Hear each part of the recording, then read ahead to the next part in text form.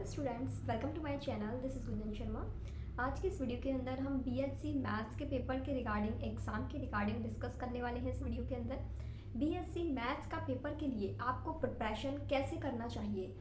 जैसे BSc maths के अंदर आपकी क्या क्या चीज़ें होती हैं, थ्योरम, न्यूमेरिकल्स, इसके अलावा जो आपकी शॉर्ट डेफिनेशंस आती हैं कुछ कुछ टॉपिक्स के अंदर, फॉर्मूला बेस्ड क्वेश्चंस होंगे या फिर होंगे प्रूफ वाले क्वेश्चंस जिसमें आपको फॉर्मूला या कुछ थ्योरम्स वगैरह प्रूफ करनी होंगी। इसी तरीके के क्वेश्चन हैं आपके बीएससी मैथ्स के अंदर।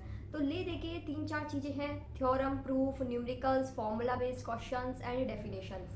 इन चीज़ों को आपको पढ़ना कैसे है, किस तरीके से आप याद करें कि ये एग्ज़ाम तक आपको याद हो जाए अच्छे से और आप बीएससी मैथ्स का पेपर अच्छे से दे पाएँ। तो बीएससी मैथ्स के पेपर के रिगार्डिंग भी कुछ इंपॉर्टेंट टिप्स, ये सारी बातें आज के इस वीडियो के अंदर होने वाली है। तो यदि आपको बीएससी मैथ्स के पेपर के रिगार्डिंग सब कुछ जानना है, किस तरीके से आपको इस पेपर को पढ़ना है, कैसे इसका एग्जाम देना है, इसका पेपर कैसे अटेम्प्ट करना है, तो ये वीडियो आप पूरा देखिए। बीएससी मैथ्स के रिगार्डिंग एक कंप्लीट डिटेल वीडियो होने वाला है ये, जो कि सभी बीएससी मैथ्स के स्टूडेंट्स के लिए हेल्पफुल रहेगा। तो यहाँ पर शुरुआत करते हैं। सबसे पहले जो आपके शॉर्ट मार्क्स के क्वेश्चंस आते हैं, शॉर्ट मार्क्स के अंदर या तो आपकी इससे डेफिनेशन पूछी जाएगी या फिर कोई भी डायरेक्ट फॉर्मूला आपसे पूछा जाएगा।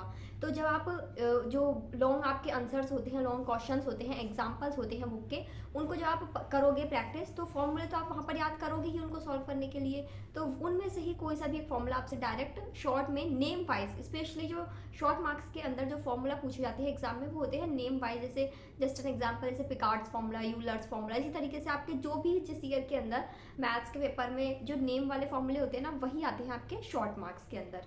या फिर कोई भी पर्टिकुलर टॉपिक की डेफिनेशन पूछ ली जाती है, जैसे व्हाट इज एसिम्पटोट्स, डिफाइन एसिम्पटोट्स, इस तरीके से जो टॉपिक्स होते हैं वो पर्टिकुलर डिफाइन करने होते हैं दो दो लाइन के अंदर। ये हो गया आपका शॉर्ट का। अब सेकंड पे हम बात करें तो सेकंड जैसे हमने ले लिया थ्योरम। बीएससी मैथ्स के अंदर जो मोस्टली क्वेश्चंस होते हैं वो या तो आपके थ्योरम्स वाले होंगे या फिर डायरेक्ट फॉर्मूला बेस्ड होंगे। इन्हीं दो से ही आपका पूरा बीएससी मैथ्स का पेपर कवर रहता है। तो जिन भी स्टूडेंट्स को थ्योरम्स को याद करने में दिक्कत होती है वो ध्यान से सुनो। थ्योरम की आप जब भी प्रैक्टिस करें, जब भी थ्योरम पढ़ने बैठे, सिर्फ ऐसा नहीं कि बुक से पढ़ लिया या नोट से पढ़ लिया तो काम चल गया। हो सकता है कुछ कुछ थ्योरम आपको नोट से, बुक से पढ़ के डायरेक्ट समझ में भी आ जाए, लेकिन आपको उस थ्योरम की प्रैक्टिस, उसकी लिखने की प्रैक्टिस पूरी रफ में करनी पड़ेगी। आप थ्योरम जितनी भी बार पढ़ें, ये दोनों जैसे थ्योरम हो चाहे प्रूफ वाला क्वेश्चन हो, दोनों के लिए बता रही हूँ, जितनी बार भी आप इन क्वेश्चंस को पढ़े मैथ्स के अंदर, उतनी बार आप रफ साइड में रख के बैठे और रफ में उसको लिखते जाएं। क्योंकि ये ऐसी चीज़ है, आप है ना डायरेक्ट बुक से याद करके थोड़ा सा आपके समझ में आ जाएगा, लेकिन एग्जाम के अकॉर्डिंग आपको याद नहीं हो पाएगा। एग्जाम में आप भूल जाओगे जब आप थ्योरम लिखने बैठोगे, उस क्वेश्चन को प्रूफ करने बैठोगे।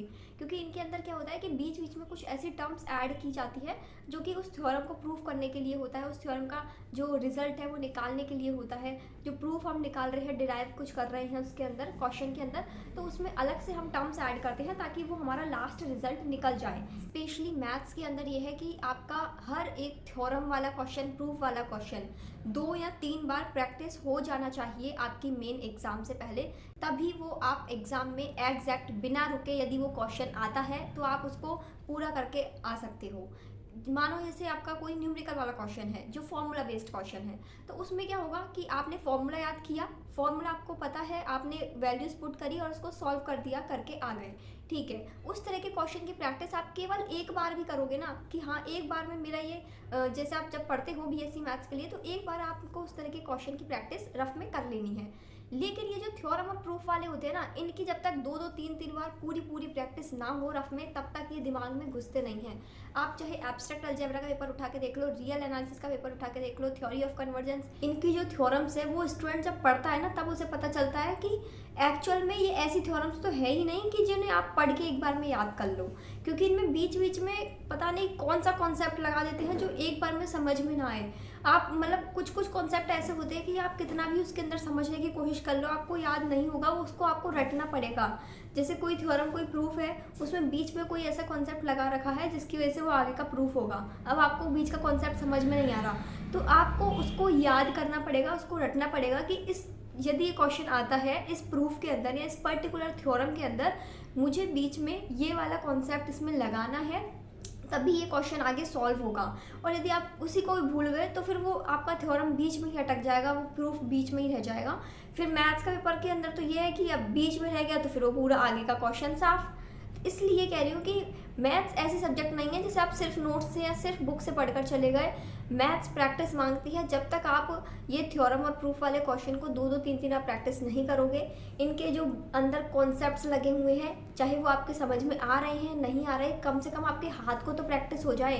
यदि आपका हाथ ने भी प्रैक्टिस कर ली ना उस चीज़ की, तो वो एग्ज़ाम में आप नहीं भूलोगे। इस चीज़ की मैं आपको श्योरिटी दे रही हूँ, क्योंकि मैंने जब खुद ने मैथ्स के स्पेशली जो मैथ्स के तीनों पेपर होते थे, चाहे वो थ्योरम वाला हो या फॉर्मूला बेस्ड क्वेश्चन वाला हो, कैसा भी हो, मैंने सभी की 2-2 3-3 बार सारे क्वेश्चंस की प्रैक्टिस की हुई थी रफ में, तब जाके मुझे मैथ्स में बीएससी मैथ्स के अंदर इतने अच्छे मार्क्स मिले हैं। इसीलिए मैं यही आपको सजेस्ट कर रही हूँ कि आप भी मैथ्स के अंदर तो एटलीस्ट रफ़ की प्रैक्टिस ज़रूर करें, क्योंकि मुझे पता है बहुत स्टूडेंट आलसी हो जाते हैं कॉलेज में जाके। ये है कि बस नोट्स को एक बार एग्ज़ाम टाइम से पहले पढ़ लिया और चले गए एग्ज़ाम देने। मैथ्स के अंदर ऐसा नहीं है, मैथ्स के अंदर प्रैक्टिस ज़रूरी है।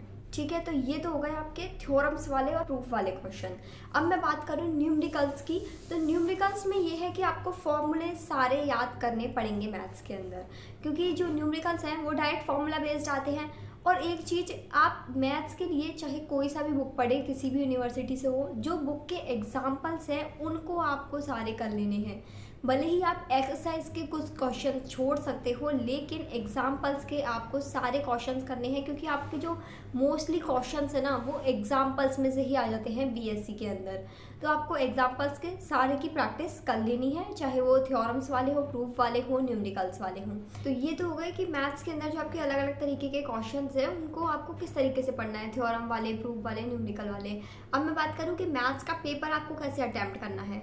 तो मैथ्स के पेपर के अंदर जो आपके शॉर्ट हैं उनको आप लास्ट में करिएगा। पहले आपको जो बड़े क्वेश्चंस हैं उनको ले लेने हैं, क्योंकि मैथ्स के अंदर क्या, जब थ्योरम, प्रूफ, ये न्यूमेरिकल्स इस तरीके के क्वेश्चन हम सॉल्व करने बैठते हैं ना, तो बीच में कहीं ना कहीं अटक जाते हैं या कहीं गलती हो जाती है, जिसकी वजह से फिर उसमें हमें टाइम लग जाता है। तो पहले मैथ्स के अंदर मैं चाहूँगी कि आप बड़े वाले क्वेश्चंस कर लें, ताकि जब एक बार वो हो गए तो शॉर्ट वाले के लिए तो आप लास्ट में खटाखट भी उनको कर सकते हैं। लास्ट के यदि आपके पास 10-15 मिनट भी बचे तो भी आपको शॉर्ट वाले क्वेश्चन, उनके डेफिनेशन, फॉर्मूला जो भी आपसे पूछा जाता है वो कर सकते हो। लेकिन लॉन्ग वाले के लिए क्या चाहिए, हमें टाइम चाहिए। चाहे बड़े मार्क्स में कोई भी न्यूमेरिकल्स आ जाए या फिर कोई भी थ्योरम आ जाए प्रूफ करने के लिए, तो ये वाले जो क्वेश्चन है section B and section C के, इनको आपको पहले अटेम्प्ट करना है, बजाय आप वो जो शॉर्ट वाले होते हैं सेक्शन ए के क्वेश्चन, उनके कंपैरिजन में। इसके अलावा यदि आपको ऐसा लगता है कि बुक्स के अंदर तो बहुत सारे क्वेश्चंस हो गए, बहुत सारे एग्जांपल्स हो गए, इतना सारा कैसे पढ़े, तो आप अपनी यूनिवर्सिटी के प्रीवियस ईयर के क्वेश्चंस निकाल लेना। उसमें जो जो टॉपिक्स हैं, उसमें जो जो क्वेश्चंस हैं वो सारे अपनी बुक्स, नोट्स जो भी आपके पास है बीएससी मैथ्स में पढ़ने के लिए, उसमें टिक लगा लेना और केवल उनको कर लेना। आपके लिए एनफ हो जाएगा, 70 से अबव आपकी परसेंटेज बन जाएगी। तो आपको यदि ऐसा लगता है ना इतना सारा कैसे पढ़े एक साथ, तो पहले आप प्रीवियस ईयर के क्वेश्चन टिक लगा के उनको कवर कर लीजिए। फिर यदि आपके पास लास्ट में टाइम बचता है तब आप बाकी के बचे हुए क्वेश्चंस की प्रैक्टिस करना, वरना पहले प्रीवियस ईयर क्वेश्चंस की तो एटलीस्ट अच्छे से प्रैक्टिस कर लेना, 2-2 3-3 बार सारे क्वेश्चन सॉल्व कर करके। ये मैं अपने खुद के एक्सपीरियंस से बता रही हूँ कि मैथ्स के क्वेश्चन बिना रफ में प्रैक्टिस किए हुए आपको एग्ज़ाम टाइम पर याद नहीं होंगे। इसलिए कह रही हूँ मैथ्स के सारे जो भी प्रूफ थ्योरम्स हैं सबको 2-2 3-3 बार आपको निकाल लेना है।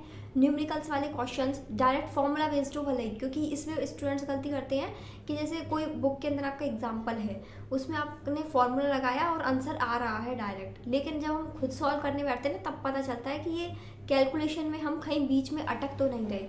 इसलिए मैथ्स का चाहे कोई भी क्वेश्चन हो, न्यूमेरिकल वाला ही क्यों ना हो, डायरेक्ट फॉर्मूला बेस्ड क्वेश्चन ही क्यों ना हो, आपको एक बार तो उसकी प्रैक्टिस ज़रूर करनी है। Now I hope this video is helpful for all maths student who are preparing for BSc exams। तो देखो ये जो मैंने आपको पॉइंट्स बताए ना, प्लीज़ इनको ज़रूर कवर करिएगा, इससे आपको वाकई आपके बीएससी मैथ्स के एग्ज़ाम में काफ़ी बेनिफिट मिलेगा।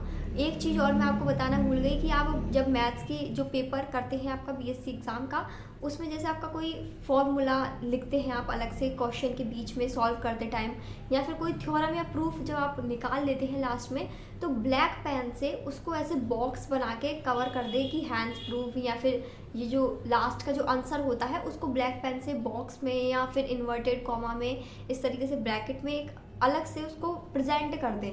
नोटबुक का प्रेजेंटेशन अच्छा होना चाहिए, इस चीज़ का मैं आपको बताती रहती हूँ जब भी आपके लिए बीएससी एग्जाम से रिलेटेड वीडियोस लेकर आती हूँ।